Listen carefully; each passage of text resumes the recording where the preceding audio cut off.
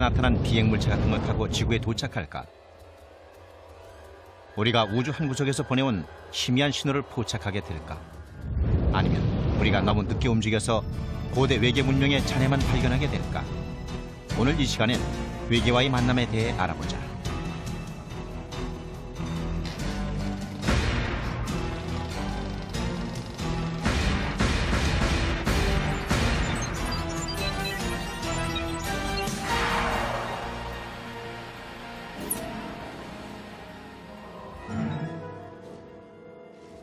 지구와 1억 4,959만 킬로미터나 떨어져 있지만 태양은 지구 생명체의 에너지원이다. 태양열이 없었다면 지구는 텅 빈 우주 공간을 조용히 떠다니는 생명 없는 바위덩어리에 불과했을 것이다. 고대인들은 태양의 중요성을 잘 알고 있었다. 일식 동안 하늘이 갑자기 어두워지면 세상의 종말이라 생각했을지도 모른다. 일식이 아주 좋은 예입니다. 그걸 보면은 고대인들이 뜻밖의 천문 현상이 어떻게 반응했는지 알 수가 있죠. 고대인들은 일식이 뭔지도 몰랐습니다. 달이 태양 앞을 가리는 거라는 사실을 몰랐기 때문에 태양이 사악한 신에게 잡아먹힌 거라고 생각을 했습니다. 그래서 일식이 일어나면 두려움에 떨었죠. 과학의 발달로 미신도 많이 사라졌다. 1540년 폴란드 천문학자 니콜라스 코페르니쿠스가 혁신적인 이론을 내놓았다. 지구가 아니라 태양이 태양계의 중심이라는 이론이었다. 1600년대 초 갈릴레이는 새로운 과학의 기적, 망원경을 개발해서 코페르니쿠스의 이론이 사실이었음을 입증했다. 지금은 태양과 달 그리고 지구에 대해 많은 사실이 밝혀졌기 때문에 일식은 공포의 대상이 아니라 오히려 흥미거리로 변했다. 1991년 7월 11일 멕시코시티 시민들이 거리로 몰려 나온 이유도 20세기의 가장 긴 일식을 보기 위해서였다. 시민들이 망원경과 비디오 카메라까지 동원해서 하늘을 쳐다보고 있을 때 놀라운 일이 일어났다. 사람들이 일식을 기다리고 있을 때 UFO가 하늘에 나타났습니다. 적어도 3군데 도시에서 정확하게 같은 시간에 같은 종류의 UFO가 카메라에 찍혔습니다. 오후 1시 25분이 되자 하늘이 어두워지고 기온도 뚝 떨어졌다. 그런데도 멕시코시티 하늘에 이상한 물체는 여전히 떠 있었다. 시사 프로그램의 프로듀서였던 하이미 모사는 방송에 쓸 UFO 비디오를 찍었다. UFO들은 같은 시간에 3군데 도시에서 비디오에 찍혔다. 테이프들은 곧 논란을 불러일으켰다. 비평가들은 카메라에 찍힌 UFO가 개기일식 동안에 보이는 금성 같은 행성에 지나지 않는다고 반박했다.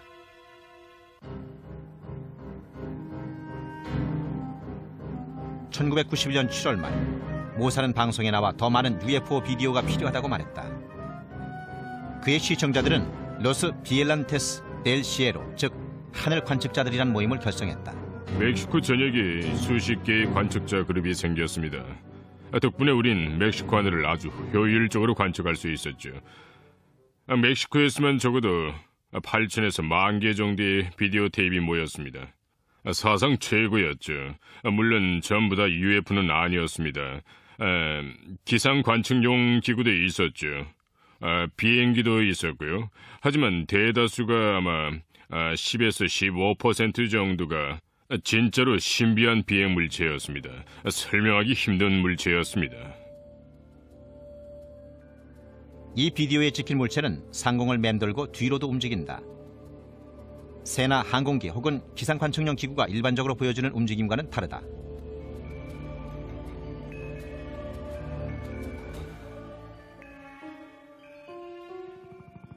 (1993년 9월 16일) 멕시코 독립기념일. 헬리콥터 편대가 비행하는 것처럼 보이는 반짝이는 은빛 물체들이 멕시코 수도 상공에 편대를 이루고 나타났다.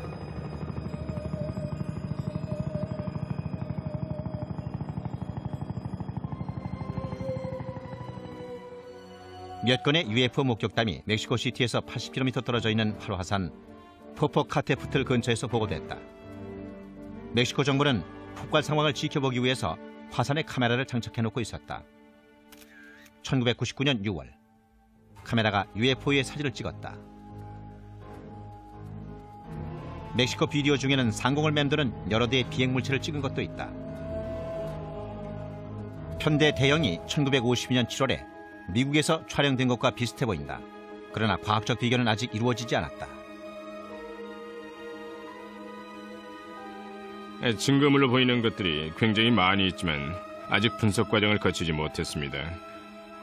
비디오가 진짜 UFO를 찍은 건지, 정체가 뭔지, 혹은 속임수는 아닌지, 행성이나 항공기를 찍은 건 아닌지 알아내려면 시간이 좀 걸릴 겁니다. UFO 비디오에 대해서는 보다 많은 연구가 필요합니다. 지금은 멕시코 비디오 중에 설명할 수 없는 것처럼 보이는 것들이 몇 개 있지만 곧 그들이 비행 접시라는 걸 증명할 수 있을 겁니다. 뭔지 모른다와 외계 우주선이야라는 말은 다릅니다. 섣불리 결론을 내리지 않겠습니다. 그럼 안 되죠. 정체를 알 수 없는 그런 존재라 해도 전통적인 설명을 무시해서는 안 된다고 생각합니다. 멕시코의 UFO 목격담 중에서 이 비디오처럼 큰 반향을 불러일으킨 것은 거의 없다. 이 테이프는 많은 사람들이 보는 가운데 찍은 것으로 역사상 목격자가 가장 많은 UFO 목격 사건일 것이다. 1994년 1월 1일 멕시코 시티 전체가 움직임을 멈췄습니다. 정말 그랬어요. 차를 타고 가던 사람들도 차를 세우고 하늘을 쳐다봤습니다. 수백만 명이 UFO를 봤어요. TV에도 방송됐고 라디오에서도 방송됐습니다. 멕시코시티 모든 신문도 그 일을 대서특필했고요. 굉장한 일이었죠. 그건 멕시코에 비행 물체들이 있다는 사실을 보여주는 사건이었어요. 멕시코인들이 놀란 건 다른 나라 사람들은 아무도 멕시코에서 무슨 일이 일어났는지 몰랐다는 사실입니다. 1992년부터 계속되어 온 UFO 목격 열기는 수많은 UFO 비디오 테이프의 등장과 제이미 모산 같은 기자들 때문에 더욱더 유명해졌다.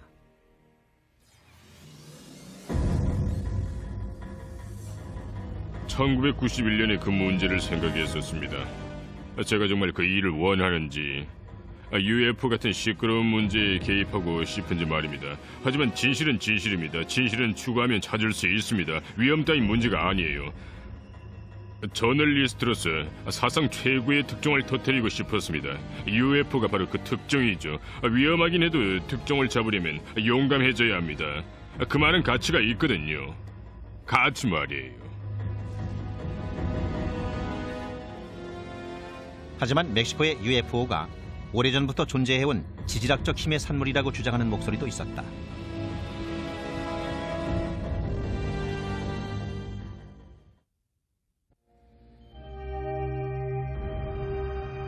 UFO는 수십 년 동안 지구인들과 숨바꼭질을 해왔다. 21세기의 문이 활짝 열렸는데도 UFO가 어디서 왔는지, 그들이 원하는 게 뭔지 증명해낸 사람은 아무도 없다. 동굴 벽화나 성서, 그리고 르네상스 시대 그림을 있는 그대로 인정한다고 해도 수천 년 동안 확실하게 증명된 것은 아무것도 없다. 그런데 몇몇 연구원들이 UFO의 존재를 설명할 새로운 이론을 제시했다. 간단하게 말해서 UFO는 우주에서 온 물체가 아니라 우리 지구의 중심부에서 생성된 빛의 스펙트럼이라는 것이다. 지구는 하나의 거대한 실험 단지입니다. 엄청나게 많은 힘들이 서로 영향을 미치고 있죠. 하지만 우리는 아직까지 지구에 대해서 모르는 게 많습니다. 지구는 빛을 만들어냅니다. 빛의 쇼를 연출하죠. 빛들은 인류보다 오래됐을 겁니다. 빛들도 우리 지구의 일부죠. 자연의 기적 중에는 지진 발광 현상과 구전이 있다. 과학자들은 진동 전후 땅속에서 분출된 가스가 갑자기 대기 중에서 점화되어 불꽃을 일으킬 때 지진 시의 발광 현상이 일어난다고 믿고 있다. 공 모양의 번개. 구전은 눈에 보일 뿐 아니라 대기와 지표면을 따라 움직일 수도 있는 정전기의 축적물이다.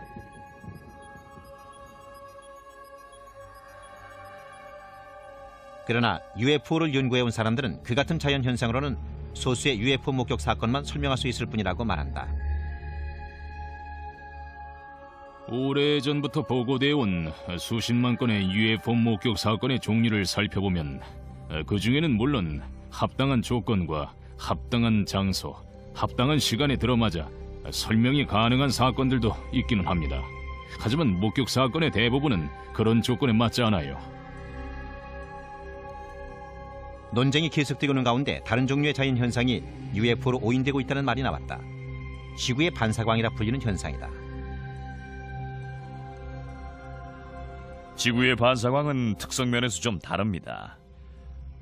지진 발광 현상과 구전보다는 오래 지속되죠. 그리고 계곡이나 산 같은 특정한 지역에서 자주 나타납니다. 예를 들어서 중국의 우타샨산과 오마이산에는 지구의 반사광이 일어나기 때문에 세워진 절들도 있습니다. 그 절들을 지은 사람들은 반사광을 불법의 발현이라고 생각했었죠. 하지만 그 반사광은 그 지역에서 수백 년 동안이나 목격되어 온 겁니다. 그렇지만 지구의 반사광이 어떻게 생성되는지 정확하게 설명할 수 있는 사람은 없다. 여러 이론을 실험해 봤는데 가장 강력한 주장 중 하나는 판을 이루어 움직이고 있는 지각의 표층 때문이라는 겁니다. 지진 자체는 아니더라도 지진 때문일 수도 있지요. 지각의 표층 때문에 힘의 장이 생성되고, 그 때문에 우리가 아직은 잘 이해를 못하고 있지만 플라즈마가 만들어지는 거죠.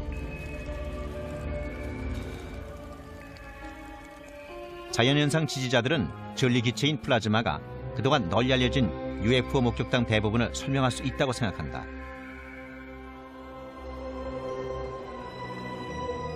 예를 들어보죠.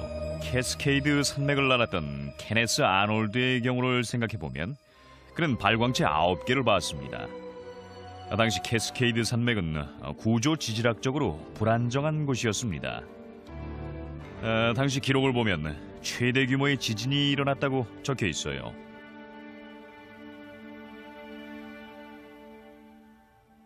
(1949년 4월 4일) 워싱턴주 시애틀에 큰 지진이 일어났다. 하지만 그 지진은 케네스 아놀드가 비행체를 본 지 18달 후에 일어났다. 두 사건이 관련이 있을까? 그럴듯하네요. 지진 때문에 발광 현상이 일어났다고요? 네, 사람들은 비행 접시 주위에서 발광 현상을 목격하기도 합니다. 하지만 둘은 인과관계가 전혀 없습니다. 그러나 지구의 반사광 이론에 의하면 대규모의 플라즈마가 UFO와 비슷하게 보이는 것도 사실이다. 플라즈마에 대해 재미있는 사실은 밤에 빛을 발한다는 겁니다. 밤하늘에서 빛이 나죠. 그런데 낮에는 그냥 빛을 반사해서 금속처럼 보입니다. 하지만 빛을 반사하고 금속처럼 보인다고 해서 플라즈마와 UFO를 동일시할 수 있을까? 모든 걸 자연현상이라고 한다면 그 특별한 능력은 다 뭐죠? 하늘을 맴돌고 급 강하했다가 다음 순간 급 상승해서 시야에서 사라집니다. 그런 건 우리가 모르는 기술입니다. 절대로 자연현상이 아니에요. 우리가 모르는 아주 이상한 물체입니다. 지구의 반사광 플라즈마 같은 자연현상들이 UFO로 오인받기 위해서는 아주 특별한 능력을 보였어야 했을 것이다. 1980년에 벤트워터스 공군 기지에서 일어난 목격 사건이나 1967년에 캐나다 어촌 세강 사건이 좋은 예다. 플라즈마도 물 위에 착륙할 수 있고 물속에서 목격된 적도 있습니다. 처음부터 땅 속에 있었던 것처럼 땅에서 솟아오르는 것도 있고요. 그리고 어떤 건 땅 위에 있고 어떤 건 언덕 너머로 사라졌다가 다시 나타나서 땅으로 내려오기도 합니다. 자연현상 지지자들에 의하면 지구의 반사광이 UFO를 설명하는 최고이자 유일한 방법이다. 우리가 지구의 반사광과 그에 관련된 현상에 대해 전부 다 안다면 양자 물리학이나 그리고 플라즈마 물리학은 비약적인 발전을 할 겁니다. 아마도 단숨에 10년 정도는 쉽게 건너뛸 수 있을 거예요. UFO 연구원들은 자신들이 본 것을 플라즈마나 지구의 반사광이라 설명하기는 역부족이라고 말한다. 지구의 반사광이나 플라즈마 혹은 구전이나 다른 자연현상의 특성을 살펴볼 필요가 있습니다. 어떻게 움직이고 어떤 색깔이고 크기는 어떻게 되죠? 지상에 착륙했던 비행접시는 지름이 3m에서 9m는 됩니다. 하지만 플라즈마는 보통 이 정도밖에는 안 돼요. 양쪽의 특성을 주의 깊게 살펴보는 게 중요합니다.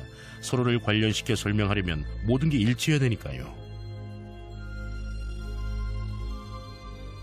놀랄 일은 아니지만 멕시코시티 UFO 목격담 열기 역시 똑같은 논쟁에 휘말려왔다. 포포카테프들 화산 근처에서 이상한 빛들이 여러 개 나타났다.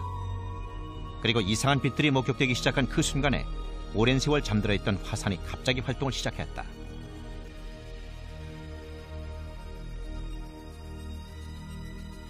(1999년 8월에) 멕시코를 탐사 여행하는 동안 폴 두베르는 화산에서 80km 떨어져 있는 고대 도시 테오티와칸을 방문하고 두 사건의 연관성을 유추해냈다.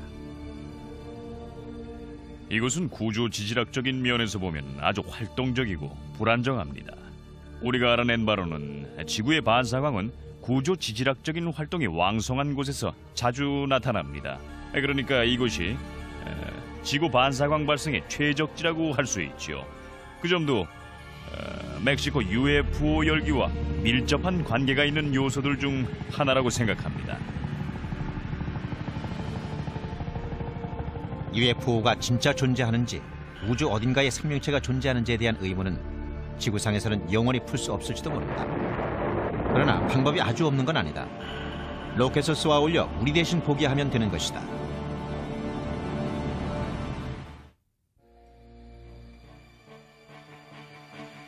고대에는 비록 전기의 축복을 받진 못했지만 그 대신에 한 가지 특별한 보상이 있었다. 하늘이 반짝이는 별들로 가득 차 있었던 것이다. 초기 천문학자들은 소수의 천체가 항성의 느리고 규칙적인 자전에 얽매이지 않고 하늘에서 자유롭게 돌아다닌다는 사실을 깨달았다. 그리스인들은 그들을 방랑자라는 뜻으로 행성이라 불렀다. 현대에 들어 인류가 UFO와 외계 문명에 대해서 의문을 품기 시작하면서 사람들의 관심을 한몸에 모은 행성이 바로 화성이었다. 정말 비행접시가 존재한다면 붉은 행성 화성에서 왔을 거라고 사람들은 생각했다.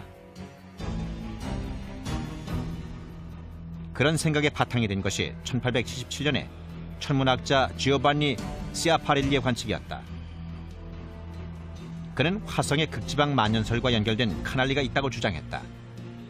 카날리란 이탈리아어로 수로라는 뜻이다. 그런데 그것들이 자연수로가 아니라고 말하는 사람들이 있었다.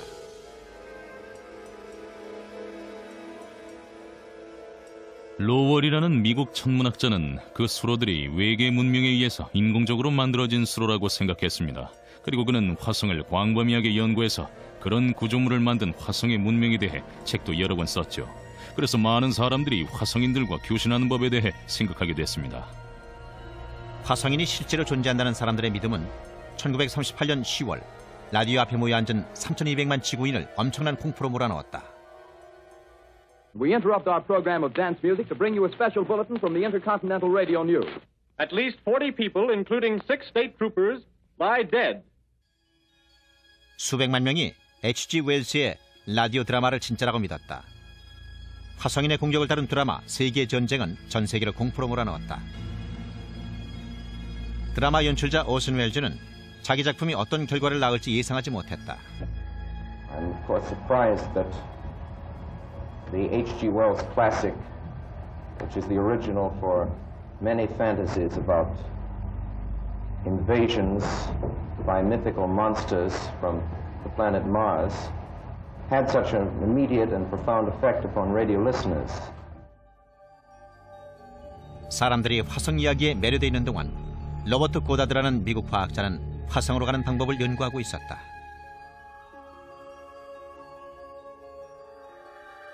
고다드는 지상으로부터 높은 대기권으로 로켓을 쏘아 올리는 독창적인 생각을 갖고 있었습니다. 하지만 그 생각은 미국 과학자들 사이에서는 말도 안 되는 얘기로 무시당했죠. 그런데 독일에 그의 팬들이 있었습니다. 워너 폰 브라운 같은 사람이 그의 연구서를 읽고 독일에서 그의 디자인을 연구해 개발하려는 계획을 세웠죠. 그게 바로 2차 대전 동안 미국과 소련 우주계획의 조상이라 할 수 있는 V2 로켓 개발로 이어졌던 겁니다.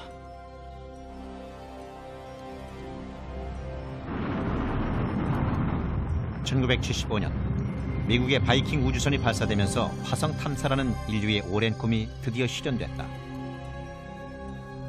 그리고 착륙선이라 알려진 차량이 1976년 7월 20일에 화성 표면에 착륙했다. 바이킹1은 화성 표면에도 지구의 달 표면처럼 운석 구덩이가 많이 있다는 것을 보여주었다. 그리고 아주 오래전에 화성에도 생명체가 존재했었다는 사실을 알려주는 증거도 발견됐다. 개인적으로는 화성에도 초기엔 상당량의 대기가 있었고 표면에는 물도 있었을 거라 생각을 합니다. 그 물이 우리가 보는 강의 수로와 계곡을 이뤘겠죠. 모두 굉장히 오래되지만요. 아마 30억 년 이상은 됐을 겁니다. 그래서 화성의 고대 기후 상황이 생명체의 진화 측면에서 중요한 요소입니다. 그러니까 화성에 생명체가 존재했었다는 걸 이성적인 차원에서 인정할 필요가 있다는 겁니다. 과거에 생명체가 존재할 수 있었다면은 앞으로도 가능하다는 걸 받아들일 필요가 있죠. 화성 생명체에 대한 논쟁은 1976년 7월 25일에 바이킹호가 이 사진을 보내오면서 다시 한번 뜨거워졌다. 거대한 유적처럼 보이는데 그 모양이 마치 인간의 얼굴을 보는 것 같다.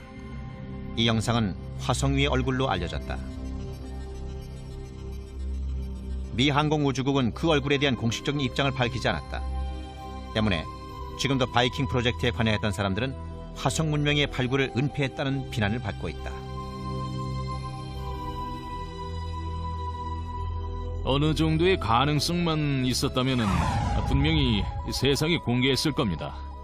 우리가 보고 있는 사진 이상의 것만 있었다면 말이에요. 그럼 우리도 유명해졌겠죠. 우리도 고대 화성 문명의 증거를 찾았다고 알리고 싶었습니다. 누구나 그럴 거예요. 사실 뭔가 발견하긴 했었죠. 대원들이 착륙선 근처 표면에서 표석 하나를 보고 있었는데 표석에 우리 대원 이름 이니셜이 써있는 것 같았어요. 표석은 착륙선에서 3m쯤 떨어져 있었죠. 미 항공우주국은 최근 10년 내에 화성 궤도를 도는 동시에 표면에도 착륙할 기기를 만들고 있다. 2018년에는 화성에 우주 비행사들을 보내기 위해서다. 하지만 최근의 발견 덕분에 과학자들은 지구에서도 화성 연구를 할 수 있게 됐다. 1980년대와 90년대 동안 미 항공우주국은 남극 대륙에서 10여 개의 운석을 채취한 후 그들이 화성에서 날아온 작은 조각이라는 놀라운 발표를 했다. 물론 이상하실 겁니다. 어떻게 지구에서 발견된 돌이 화성에서 온 것일까요? 이유는 이렇습니다. 우린 바이킹호의 착륙선을 이용해서 화성 대기의 화학적 성분을 실제로 측정했었습니다. 그런데 그 돌들을 분석한 결과 화성 대기에 화학적 성분이 들어있었습니다. 지구의 대기가 아니라 화성의 대기가 포함되어 있었기 때문에 화성에서 왔다는 걸 알게 된 겁니다. 과학자들은 그 돌들이 1600만 년 전 소행성이 화성 표면에 충돌했을 때 화성에서 떨어져 나온 것이라고 생각한다. 그 운석들이 지구로 날아와 13,000년 후에 지구에 떨어졌다는 것이다. 다른 세계에서 날아온 돌들을 모아서 분석한 후 연구원들은 몇 가지 놀라운 사실을 발표했다. 그 돌 중 하나가 몇몇 과학자들이 화성 미생물의 증거가 들어있다고 주장했던 화성 운석이었습니다. 그 주장에 대해서는 과학자들 사이에서도 말이 많았어요. 요즘은 회의적인 쪽으로 의견이 흐르고 있는 것 같지만요. 돌을 연구한 대부분의 과학자들은 현미경을 통해서 봤던 것이 생명체가 아니라 비생물학적 과정에 의해서 생성된 거라고 생각을 합니다. 하지만 아직도 소수의 과학자들은 화학적, 구조학적 면에서 볼 때 그들이 미생물일지도 모른다고 생각을 합니다. 아직 가능성은 열려 있어요. 가장 중요한 것은 그 운석들에 생물학적 물질들이 포함되어 있느냐가 아니라 사람들이 화성에 무슨 일이 일어났을 수도 있다는 걸 받아들이게 만들고 연구의 여지를 남겨놓았다는 그런 사실입니다. 목성에 얼어붙은 위성 유로파에도 생명체가 살았을지도 모른다. 1996년 갈릴레오호가 보내온 영상을 보면 유로파에 지구의 바다를 모두 합친 것보다 더 많은 물이 있는 바다가 있다는 걸 알 수 있다. 과학자들은 물이 있으면 생명도 있다고 생각한다. 바닷속에서 화산 활동이 있었을 수도 있고 그 화산 활동으로 물이 없어지지 않았을 수도 있습니다. 그게 사실이라면은 지구에서 일어나는 여러 종류의 생물학적 시스템과 비슷한 일들을 생각해 볼 수도 있죠. 이론적이긴 해도 과학자들로 하여금 유로파 같은 곳에 대해서 더 많은 걸 알고 싶어하는 욕구를 가지게 만듭니다. 결과적으로 행성 탐사 연구는 지구에만 생명체가 살고 있는 건 아니라는 사실을 부각시켰고, 따라서 UFO가 존재할지도 모른다는 가정을 가능하게 만들었다. 덕분에 은하계와 우주에도 생명체가 있다고 믿는 사람들의 믿음이 한층 더 강해졌어요. UFO의 존재 가능성을 보여주는 예가 여러 개 나타났으니까요. 그래서 우주 계획이 더 중요해진 겁니다. 인간이 해온 일 중에 가장 중요한 일인지도 몰라요. 머나먼 우주에서도 생명체를 발견할 수 있으리라는 가능성에도 불구하고 최근에 로켓 기술이 먼 우주 탐사에 걸림돌이 되고 있다. 여행 기간이 너무 오래 걸린다는 게 문제다. 보이저 2호는 인류가 만든 가장 빠른 우주선이지만 태양계 외곽까지 거리의 절반에 불과한 천왕성까지 가는데 9년이나 걸렸다.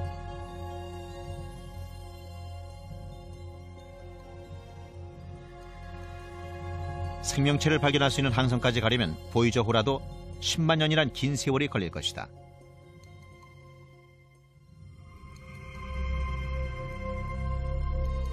그런 현실에 맞서서 과학이 외계 문명에 도달할 수 있는 다른 방법을 찾아냈다. 우주 공간을 향해 고감도의 무선 안테나를 설치해서 외계 문명과 교신하게 되길 기다리는 것이다.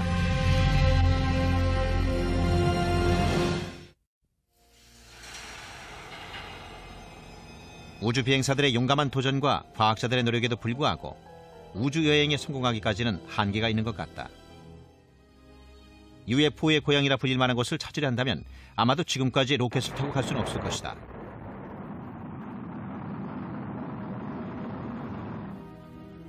머나먼 우주를 탐사하기 위해서 연구원들은 지금 100년 전만 해도 생각지도 못했던 첨단 기술인 무선 교신에 눈길을 돌리고 있다.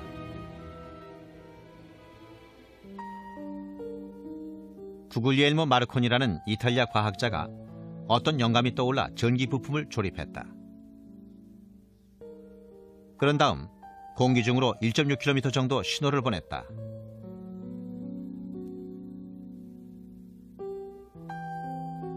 마르코니는 자신의 발명품을 개량해서 1901년 대서양을 건너 최초의 라디오 방송을 전송할 수 있었다. 크리스토퍼 콜럼버스는 보내는 데 석 달이 걸린 메시지를 눈 깜짝할 사이에 보낼 수 있게 된 것이다. 몇십 년도 안 돼 라디오는 일상생활의 중심이 됐다. 스포츠, 정치, 오락, 그리고 상업 분야에도 큰 혁명이 일어났다. 모두 공기 중을 마술처럼 여행하는 소리와 음악덕이었다.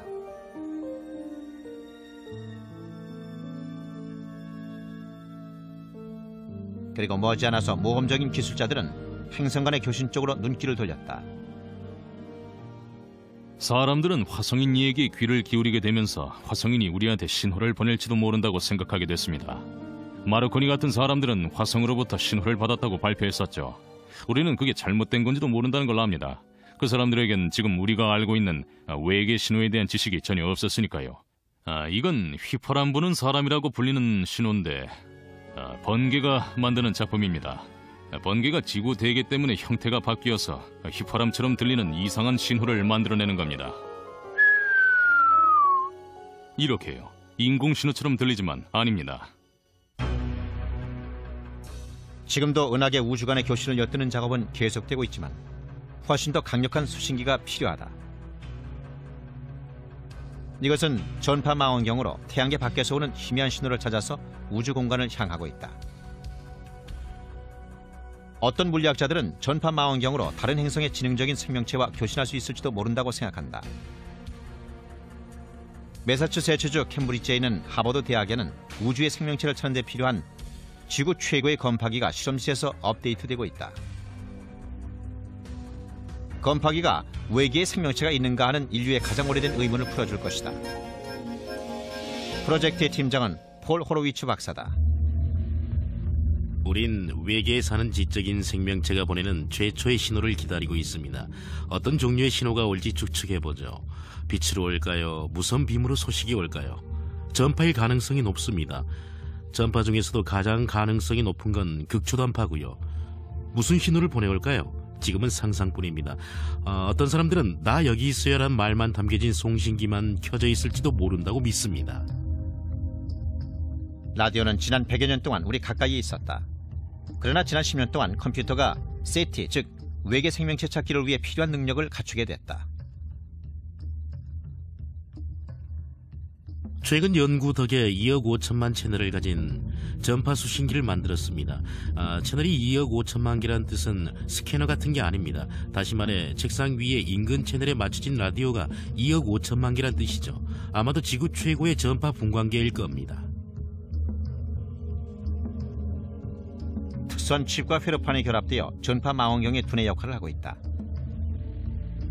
망원경의 거대한 안테나에 잡힌 신호들을 처리하게 될 것이다. 우린 연구에 25.2m짜리 전파 망원경을 쓰고 있습니다. 위성 안테나처럼 생겼지만 훨씬 더 크죠. 아주 약한 신호도 잡아서 한 군데 모을 수가 있어요. 굉장히 민감한 증폭기도 몇 대 갖고 있기 때문에 아주 약한 신호도 증폭시킬 수 있습니다. 작은 신호가 케이블을 통해서 조종실에 전달되면 그곳에 있는 여러 대의 컴퓨터가 우주의 소리를 분류해서 지능 있는 생명체가 보낸 신호를 골라낼 것이다. 가끔씩 이상한 신호를 발견하곤 하는데 다른 문명에서 인공적으로 만든 것처럼 보이는 재미있는 신호들도 있습니다. 하지만 같은 주파수와 하늘의 같은 지점에서 반복된 신호를 받으면 지구 표면이나 혹은 컴퓨터 안에서 무작위로 일어나는 일이 아니라는 걸 말해줍니다. 멀리 떨어져 있는 다른 문명에서 만들어진 신호라고 말할 수밖에 없는 것도 있죠. 문제는 그런 신호들이 반복되지 않는다는 겁니다. 하지만 우리 주의를 끌기에는 충분하죠. 그러나 우리가 외계 문명으로부터 신호를 받을 수 있는 확률이 얼마나 될까? 우주에는 분명히 생명체가 살고 있습니다. 은하계에는 분명 다른 생명체가 살고 있어요. 저는 확신합니다. 다른 추측은 있을 수 없어요. 우주 어딘가에 발전된 생명체가 존재하고 있습니다. 은하계 어딘가에 생명체가 살고 있습니다. 행성 간의 교신이 일어나고 있을 가능성이 적어도 1%는 될 거라고 생각합니다. 확실한 가능성이 있음에도 불구하고 전파를 통한 교신은 한 가지 넘을 수 없는 장애물에 부딪혔다. 과학자들이나 세티의 비판적인 사람들 모두 우리 기술을 훨씬 능가하는 발전된 문명을 누리고 있어서 세티가 기능을 발휘하지 못하는 건지도 모른다고 말을 합니다. 그럴 수도 있죠. 거리가 먼 항성들 간 교신을 위해서는 어떤 특별한 통신 기술이 필요한데 우리는 앞으로 1000년이 지나도 알 수 없는 그런 기술일지도 모릅니다. 하지만 그들도 그 점을 생각했을 겁니다. 그래서 박물관을 뒤져 그들이 100만 년 전 원시 시대에 장거리 통신에 사용했던 장비를 찾아낼지도 모르죠. 그걸 찾아내서 교신을 할 수도 있습니다. 그들의 선진 문명을 모르는 원시 문명과 교신하기 위해서 원시 기술을 사용할지도 모릅니다. 그러니까 가능하다면 그들이 우리가 감지할 수 있는 원시 문명의 신호를 보내서 우리와 교신을 시도했으면 정말 좋겠다고 생각합니다. 언젠가 그런 시나리오가 현실화되면 우리는 외계의 생명체와 교신할 수 있게 될 수도 있다. 호로위츠 박사는 언젠가 세티가 우주에 사는 다른 지적인 생명체로부터 메시지를 받게 될 거라고 믿는다. 정말 큰 사건이 될 겁니다. 지구에 생명체가 등장해서 진화해온 40억 년을 단숨에 건너는 다리가 될 테니까요. 지구의 문명적 고립도 끝이 될 겁니다. 은하계와 우주에는 수백만 개의 다른 문명이 존재한다고 믿습니다. 그건 분명 인류 역사상 가장 위대한 발견이 될 겁니다. 외계의 메시지가 수신될 때까지 우리는 눈과 귀를 활짝 열어두고 우리가 혼자가 아니라는 사실을 말해줄 작은 신호를 기다려야 한다.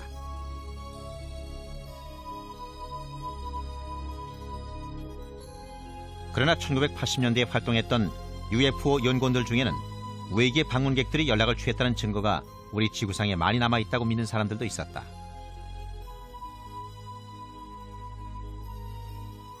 단서는 소위 미스터리 서클이라고 불리는 것으로 영국의 밭 한가운데 정교하게 만들어져 있는 거대한 원이었다. 미스테리 서클은 1980년대 초에 시작된 UFO 목격 사건과 관계가 깊습니다. 서클들이 영국에 나타난 지 얼마 안 돼 UFO 열풍이 시작됐죠. 사람들이 이렇게 생각했거든요. 땅 위에 둥근 마크는 UFO 흔적같이 생겼어 라고요. 그 이상한 모양들과 상징물들은 1980년경에 영국의 브레튼 월셔에서 처음 나타나기 시작했다. 이곳 농부들은 그 모양들을 옥수수 서클이라고 불렀고 자연의 변덕이라고 생각했다. 그러나 그 후 몇 달, 몇 년 동안 새로운 서클에 대한 보고 건수가 계속 늘어났다. 옥수수 서클 관련 잡지들이 속속 발간돼서 다른 장소의 밭에서 발견된 아름다운 서클들을 사람들에게 알렸다. 스스로를 곡식주의자들이라고 부르는 연구원들도 이상한 모양들의 비교 분류에 참여해서 공통점을 연구했다. 그렇지만 옥수수 서클이 외계인이 방문했다는 증거일까? 그 미스터리를 풀기 위해서 영국에 있는 상업영화사가 1991년에 윌셔에 있는 옥수수밭을 밤에 몰래 감시했다. 영화 제작자들이 놀라운 발견을 한 곳이 바로 이곳이다. 열감지 장비들이 서클 안에서 인간과 비슷한 희미한 우주인 형상이 움직이는 걸 알아냈다.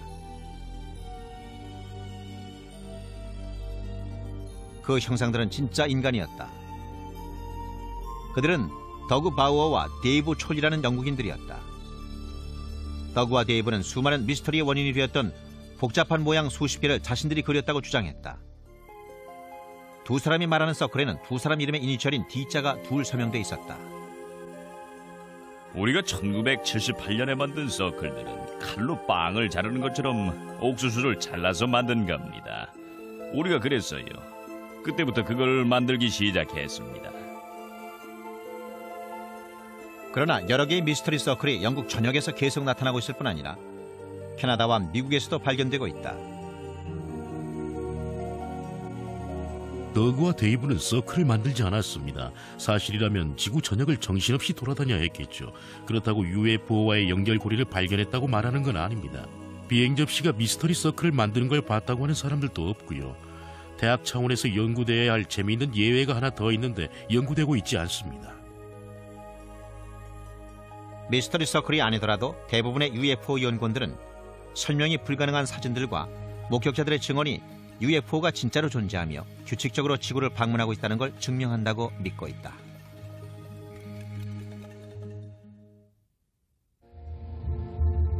많은 사람들이 UFO에 대한 얘기를 들었지만 실제로 UFO를 본 사람은 극소수뿐이다. UFO가 진짜인지 가짜인지에 대한 의문에 어떻게 판단을 내려야 할까? 그런 결정을 내리려면 배심원처럼 증거물을 판단해서 인류가 당면하고 있는 중요한 문제에 대해 결정을 내려야 한다. UFO가 누군가의 속임수거나 잘못된 관측의 산물일 수도 있다. 그러나 그들이 진짜 존재한다면 어딘가에서 왔을 것이다. 우주는 무한한 가능성을 안고 있다. 우주 어딘가에 생명체가 있다면 인류가 태어나기 오래전부터 존재했을 것이다. 실제로 생명체가 있을지도 모르는 행성을 가진 것으로 여겨지는 한 쌍의 항성 제타 리티큘라이는 나이가 지구보다 10억 년은 더 먹은 것으로 알려져 있다. 우리가 잊지 말아야 할 사실은 우리 기술의 역사가 100년 정도밖에 안 됐다는 겁니다. 제타 리티큘라이인들은 우리보다 10억 년 앞섰습니다. 최소한으로 줄여서 그들이 우리보다 100만 년 앞섰다고 생각해보죠. 아니, 더 줄여서 10억 년은 모두 무시하고 10,000년만 앞섰다고 생각해봅시다. 그들의 기술이 얼마나 앞섰을지 감히 상상도 할 수 없을 겁니다.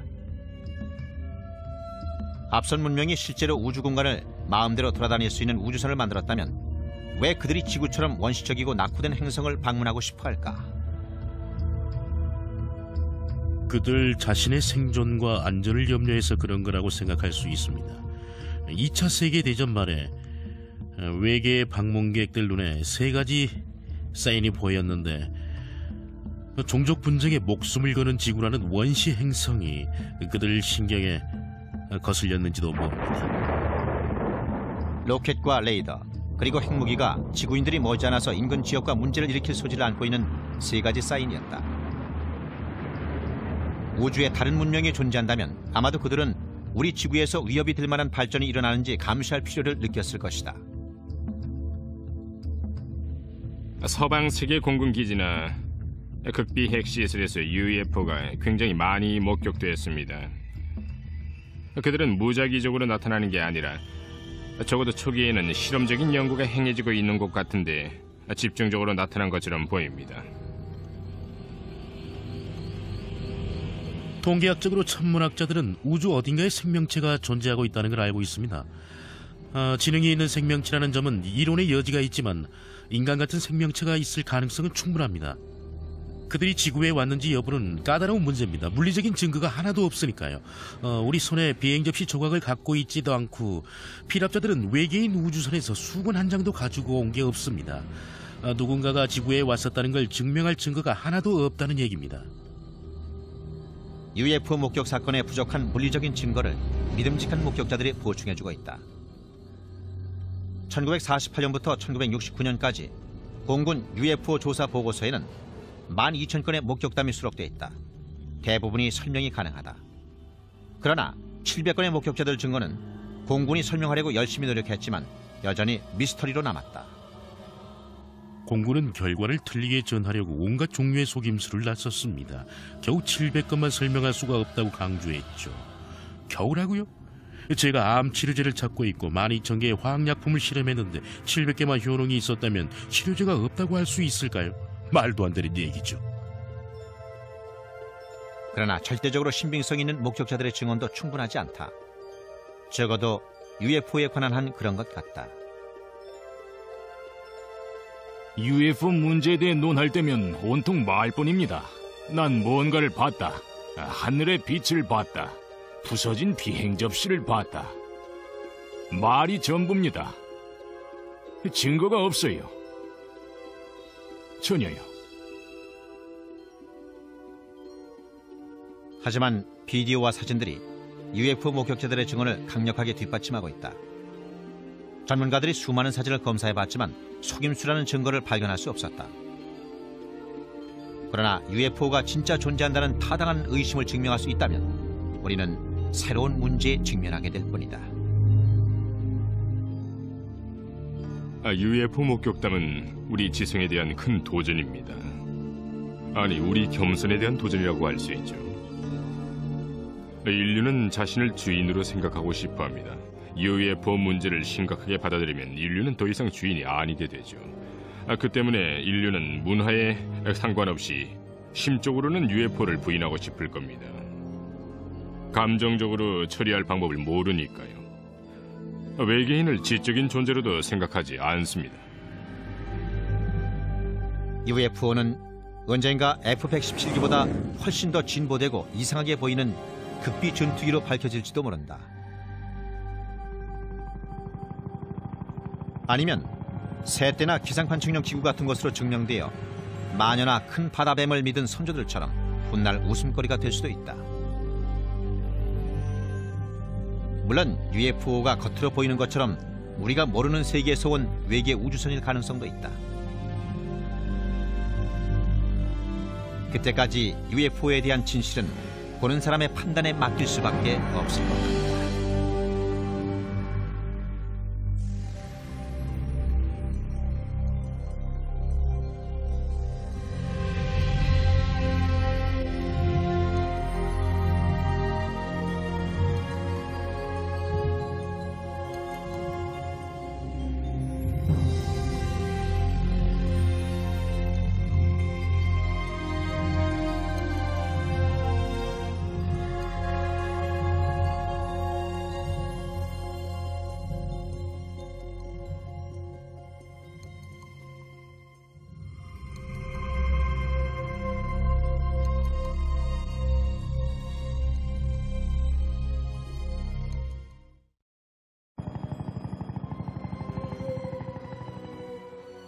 몇 건의 UFO 목격담이 멕시코시티에서 80km 떨어져 있는 활화산 포포카테푸틀 근처에서 보고됐다. 멕시코 정부는 폭발 상황을 지켜보기 위해서 화산에 카메라를 장착해놓고 있었다. 1999년 6월 카메라가 UFO의 사진을 찍었다. 멕시코 비디오 중에는 상공을 맴도는 여러 대의 비행물체를 찍은 것도 있다. 편대 대형이 1952년 7월에 미국에서 촬영된 것과 비슷해 보인다. 그러나 과학적 비교는 아직 이루어지지 않았다. 증거물로 보이는 것들이 굉장히 많이 있지만 아직 분석 과정을 거치지 못했습니다. 비디오가 진짜 UFO를 찍은 건지, 정체가 뭔지, 혹은 속임수는 아닌지, 행성이나 항공기를 찍은 건 아닌지 알아내려면 시간이 좀 걸릴 겁니다. UFO 비디오에 대해서는 보다 많은 연구가 필요합니다. 지금은 멕시코 비디오 중에 설명할 수 없는 것처럼 보이는 것들이 몇 개 있지만 곧 그들이 비행 접시라는 걸 증명할 수 있을 겁니다. 뭔지 모른다와 외계 우주선이야라는 말은 다릅니다. 섣불리 결론을 내리지 않겠습니다. 그럼 안 되죠. 정체를 알 수 없는 그런 존재라 해도 전통적인 설명을 무시해서는 안 된다고 생각합니다. 멕시코의 UFO 목격담 중에서 이 비디오처럼 큰 반향을 불러일으킨 것은 거의 없다. 이 테이프는 많은 사람들이 보는 가운데 찍은 것으로 역사상 목격자가 가장 많은 UFO 목격 사건일 것이다. 1994년 1월 1일 멕시코 시티 전체가 움직임을 멈췄습니다. 정말 그랬어요. 차를 타고 가던 사람들도 차를 세우고 하늘을 쳐다봤습니다. 수백만 명이 UFO를 봤어요. TV에도 방송됐고 라디오에서도 방송됐습니다. 멕시코시티 모든 신문도 그 일을 대서특필했고요. 굉장한 일이었죠. 그건 멕시코에 비행 물체들이 있다는 사실을 보여주는 사건이었어요. 멕시코인들이 놀란 건 다른 나라 사람들은 아무도 멕시코에서 무슨 일이 일어났는지 몰랐다는 사실입니다. 1992년부터 계속되어 온 UFO 목격 열기는 수많은 UFO 비디오 테이프의 등장과 제이미 모산 같은 기자들 때문에 더욱더 유명해졌다.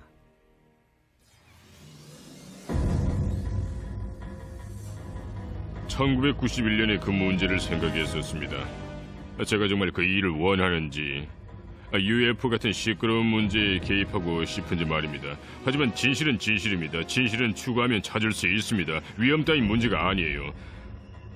저널리스트로서 사상 최고의 특종을 터뜨리고 싶었습니다.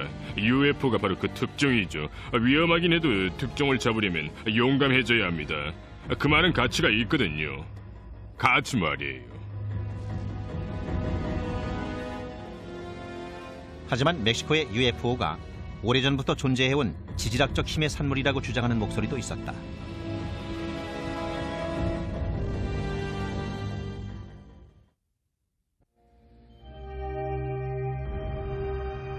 UFO는 수십 년 동안 지구인들과 숨바꼭질을 해왔다. 21세기의 문이 활짝 열렸는데도 UFO가 어디서 왔는지, 그들이 원하는 게 뭔지 증명해낸 사람은 아무도 없다. 동굴 벽화나 성서, 그리고 르네상스 시대 그림을 있는 그대로 인정한다고 해도 수천 년 동안 확실하게 증명된 것은 아무것도 없다. 그런데 몇몇 연구원들이 UFO의 존재를 설명할 새로운 이론을 제시했다.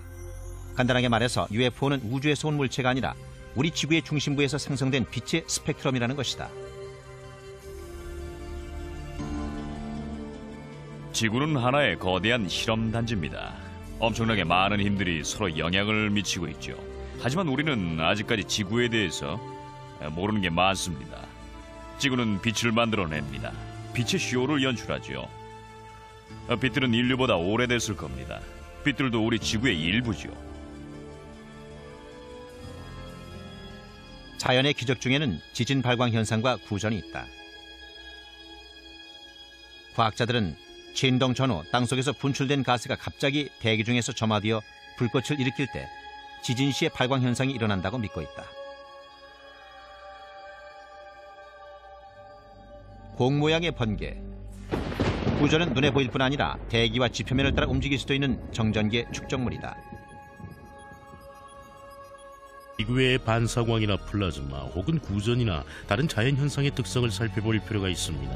어떻게 움직이고 어떤 색깔이고 크기는 어떻게 되죠? 지상에 착륙했던 비행 접시는 지름이 3m에서 9m는 됩니다. 하지만 플라즈마는 보통 이 정도밖에는 안 돼요. 양쪽의 특성을 주의 깊게 살펴보는 게 중요합니다. 서로를 관련시켜 설명하려면 모든 게 일치해야 되니까요. 놀랄 일은 아니지만 멕시코시티 UFO 목격담 열기 역시 똑같은 논쟁에 휘말려왔다. 포포카 테프들 화산 근처에서 이상한 빛들이 여러 개 나타났다. 그리고 이상한 빛들이 목격되기 시작한 그 순간에 오랜 세월 잠들어 있던 화산이 갑자기 활동을 시작했다.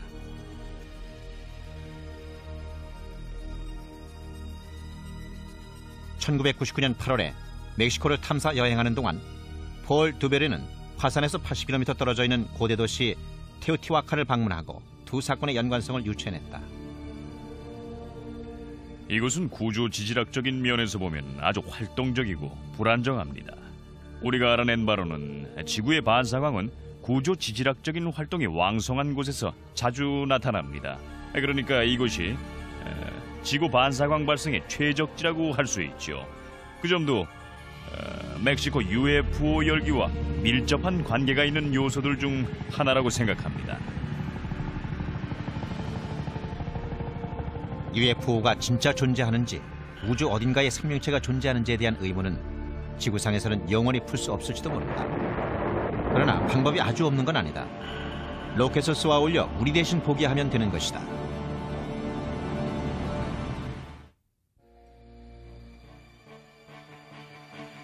고대에는 비록 전기의 축복을 받진 못했지만 그 대신에 한 가지 특별한 보상이 있었다. 하늘이 반짝이는 별들로 가득 차 있었던 것이다. 초기 천문학자들은 소수의 천체가 항성의 느리고 규칙적인 자전에 얽매이지 않고 하늘에서 자유롭게 돌아다닌다는 사실을 깨달았다. 그리스인들은 그들을 방랑자라는 뜻으로 행성이라 불렀다. 현대에 들어 인류가 UFO와 외계 문명에 대해서 의문을 품기 시작하면서 사람들의 관심을 한몸에 모은 행성이 바로 화성이었다. 정말 비행 접시가 존재한다면 붉은 행성 화성에서 왔을 거라고 사람들은 생각했다. 그런 생각의 바탕이 된 것이 1877년에 천문학자 지오반니 시아파렐리의 관측이었다. 그는 화성의 극지방 만연설과 연결된 카날리가 있다고 주장했다. 카날리란 이탈리아어로 수로라는 뜻이다. 그런데 그것들이 자연수로가 아니라고 말하는 사람들이 있었다.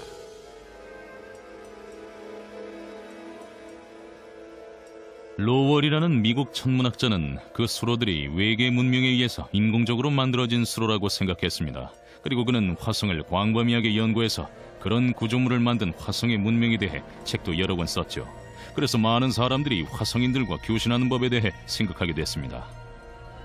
화성인이 실제로 존재한다는 사람들의 믿음은 1938년 10월 라디오 앞에 모여 앉은 3,200만 지구인을 엄청난 공포로 몰아넣었다. We interrupt our program of dance music to bring you a special bulletin from the Intercontinental Radio News. At least 40 people, including 6 state troopers, lie dead. 수백만 명이 H.G. 웰스의 라디오 드라마를 진짜라고 믿었다. 화성인의 공격을 다룬 드라마 세계 전쟁은 전 세계로 공포로 몰아넣었다. 드라마 연출자 오슨 웰즈는 자기 작품이 어떤 결과를 낳을지 예상하지 못했다.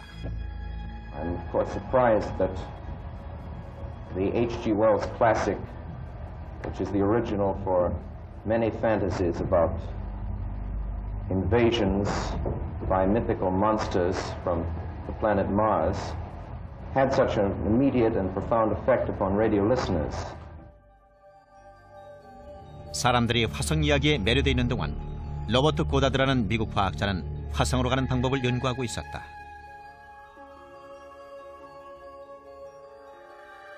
고다드는 지상으로부터 높은 대기권으로 로켓을 쏘아 올리는 독창적인 생각을 갖고 있었습니다. 하지만 그 생각은 미국 과학자들 사이에서는 말도 안 되는 얘기로 무시당했죠. 그런데 독일에 그의 팬들이 있었습니다. 워너 폰 브라운 같은 사람이 그의 연구서를 읽고 독일에서 그의 디자인을 연구해 개발하려는 계획을 세웠죠. 그게 바로 2차 대전 동안 미국과 소련 우주계획의 조상이라 할 수 있는 V2 로켓 개발로 이어졌던 겁니다.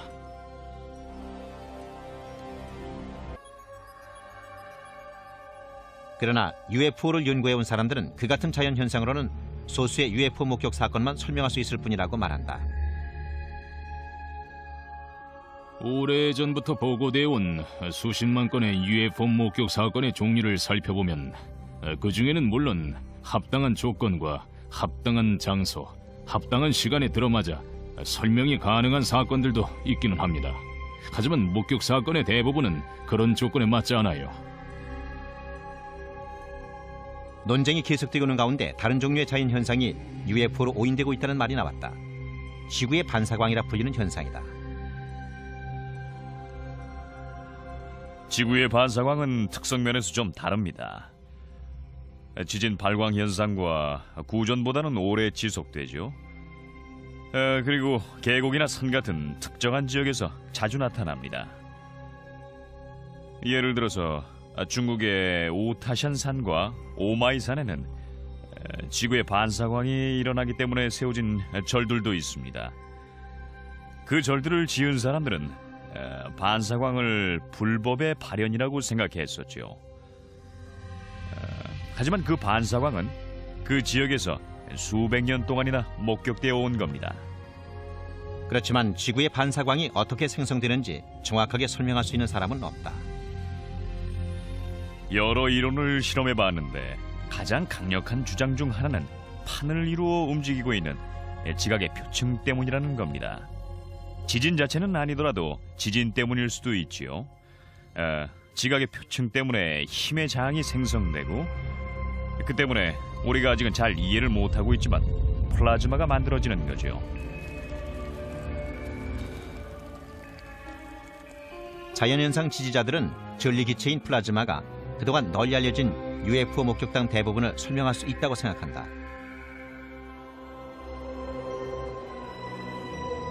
예를 들어보죠. 캐스케이드 산맥을 날았던 케네스 아놀드의 경우를 생각해보면 그는 발광체 9개를 봤습니다. 당시 캐스케이드 산맥은 구조 지질학적으로 불안정한 곳이었습니다. 당시 기록을 보면 최대 규모의 지진이 일어났다고 적혀 있어요.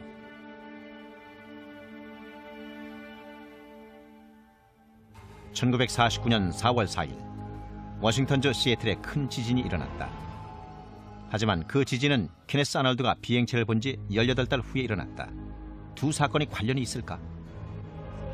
그럴듯하네요. 지진 때문에 발광 현상이 일어났다고요? 네, 사람들은 비행 접시 주위에서 발광 현상을 목격하기도 합니다. 하지만 둘은 인과관계가 전혀 없습니다. 그러나 지구의 반사광 이론에 의하면 대규모의 플라즈마가 UFO와 비슷하게 보이는 것도 사실이다. 플라즈마에 대해 재미있는 사실은 밤에 빛을 발한다는 겁니다. 밤하늘에서 빛이 나죠. 그런데 낮에는 그냥 빛을 반사해서 금속처럼 보입니다. 하지만 빛을 반사하고 금속처럼 보인다고 해서 플라즈마와 UFO를 동일시할 수 있을까? 모든 걸 자연현상이라고 한다면 그 특별한 능력은 다 뭐죠? 하늘을 맴돌고 급 강화했다가 다음 순간 급 상승해서 시야에서 사라집니다. 그런 건 우리가 모르는 기술입니다. 절대로 자연현상이 아니에요. 우리가 모르는 아주 이상한 물체입니다. 지구의 반사광 플라즈마 같은 자연현상들이 UFO로 오인받기 위해서는 아주 특별한 능력을 보였어야 했을 것이다. 1980년에 벤트워터스 공군 기지에서 일어난 목격 사건이나 1967년에 캐나다 어촌 세강 사건이 좋은 예다. 플라즈마도 물 위에 착륙할 수 있고 물속에서 목격된 적도 있습니다. 처음부터 땅속에 있었던 것처럼 땅에서 솟아오르는 것도 있고요. 그리고 어떤 건 땅 위에 있고 어떤 건 언덕 너머로 사라졌다가 다시 나타나서 땅으로 내려오기도 합니다. 자연현상 지지자들에 의하면 지구의 반사광이 UFO를 설명하는 최고이자 유일한 방법이다. 우리가 지구의 반사광과 그에 관련된 현상에 대해 전부 다 안다면 양자 물리학이나 그리고 플라즈마 물리학은 비약적인 발전을 할 겁니다. 아마도 단숨에 10년 정도는 쉽게 건너뛸 수 있을 거예요. UFO 연구원들은 자신들이 본 것을 플라즈마나 지구의 반사광이라 설명하기는 역부족이라고 말한다.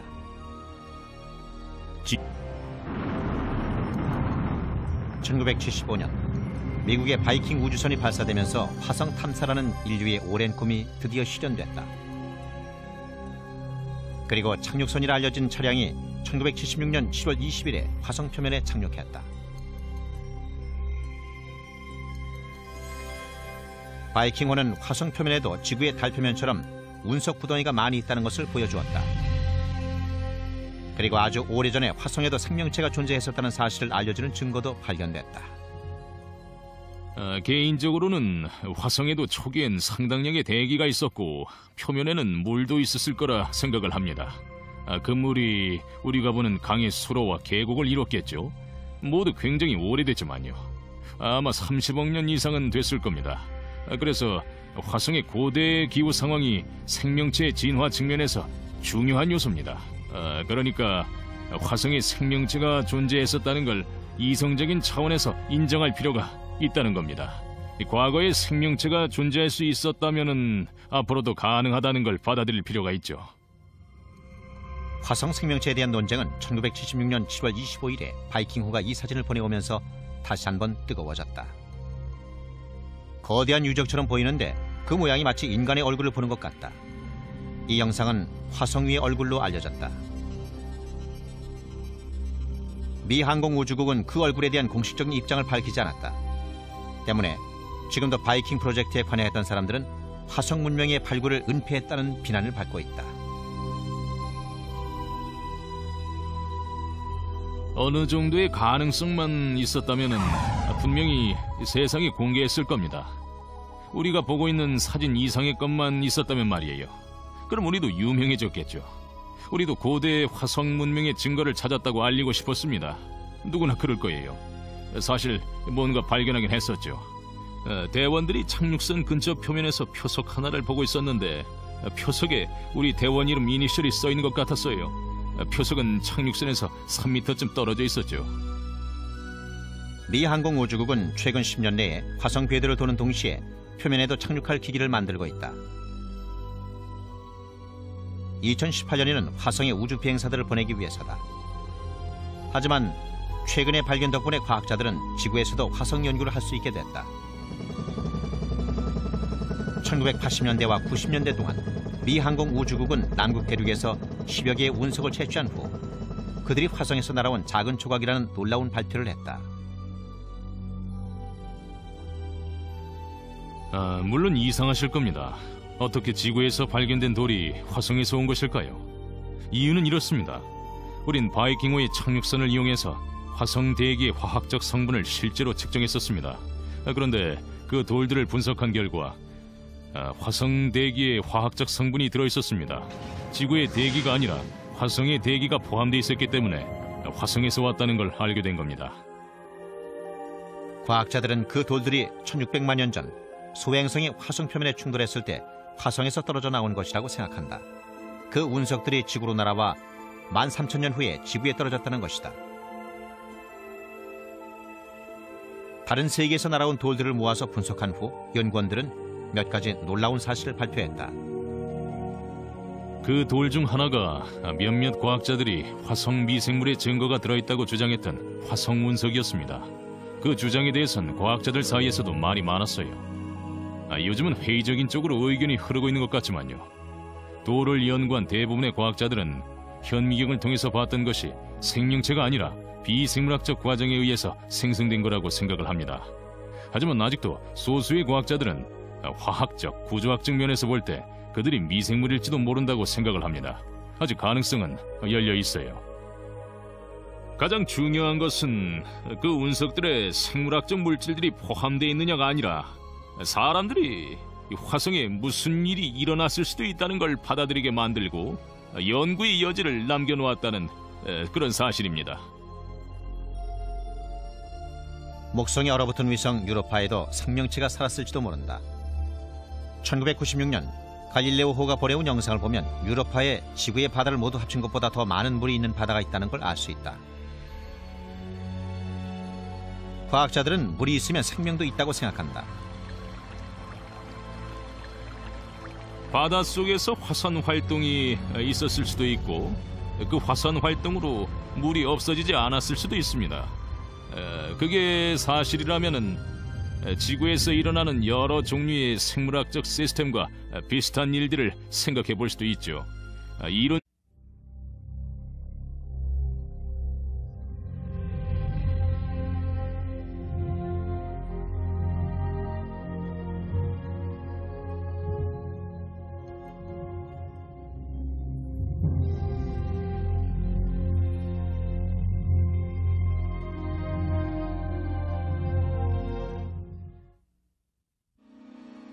UFO. 우리가 정말 외계인과 만나게 된다면 어떤 경로로 이루어질까? 외계인들이 멕시코시티 하늘에 나타난 비행물체 같은 걸 타고 지구에 도착할까? 우리가 우주 한 구석에서 보내온 희미한 신호를 포착하게 될까? 아니면 우리가 너무 늦게 움직여서 고대 외계 문명의 잔해만 발견하게 될까? 오늘 이 시간엔 외계와의 만남에 대해 알아보자.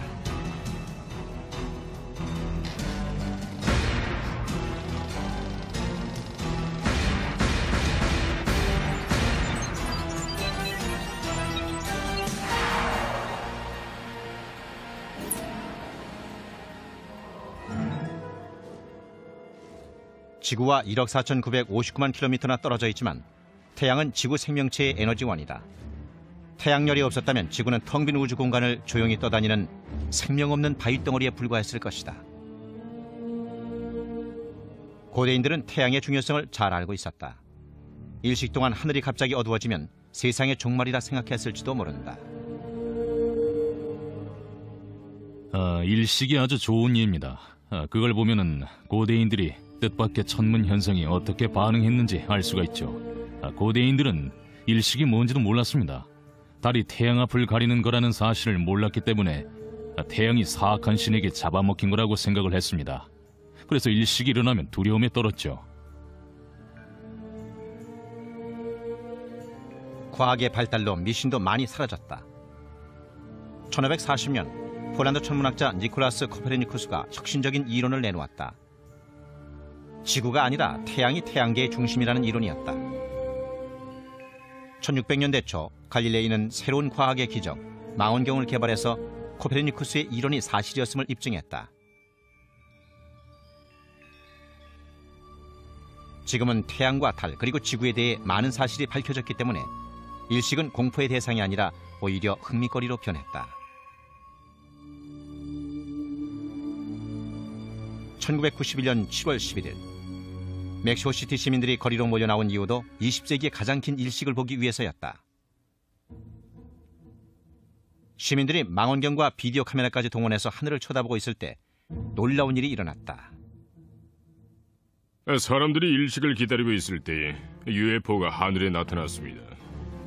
적어도 3군데 도시에서 정확하게 같은 시간에 같은 종류의 UFO가 카메라에 찍혔습니다. 오후 1시 25분이 되자 하늘이 어두워지고 기온도 뚝 떨어졌다. 그런데도 멕시코시티 하늘에 이상한 물체는 여전히 떠 있었다. 시사 프로그램의 프로듀서였던 하에미 모사는 방송에 쓸 UFO 비디오를 찍었다. UFO들은 같은 시간에 3군데 도시에서 비디오에 찍혔다. 테이프들은 곧 논란을 불러일으켰다. 비평가들은 카메라에 찍힌 UFO가 개기일식 동안에 보이는 금성 같은 행성에 지나지 않는다고 반박했다.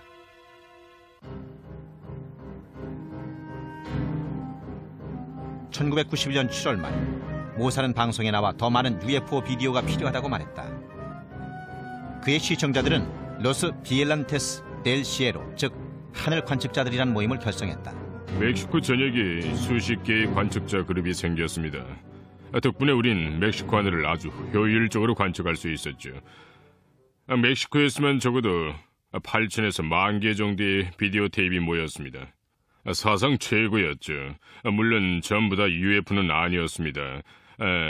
기상 관측용 기구도 있었죠. 비행기도 있었고요. 하지만 대다수가 아마 10에서 15% 정도가 진짜로 신비한 비행 물체였습니다. 설명하기 힘든 물체였습니다. 이 비디오에 찍힌 물체는 상공을 맴돌고 뒤로도 움직인다. 새나 항공기 혹은 기상 관측용 기구가 일반적으로 보여주는 움직임과는 다르다.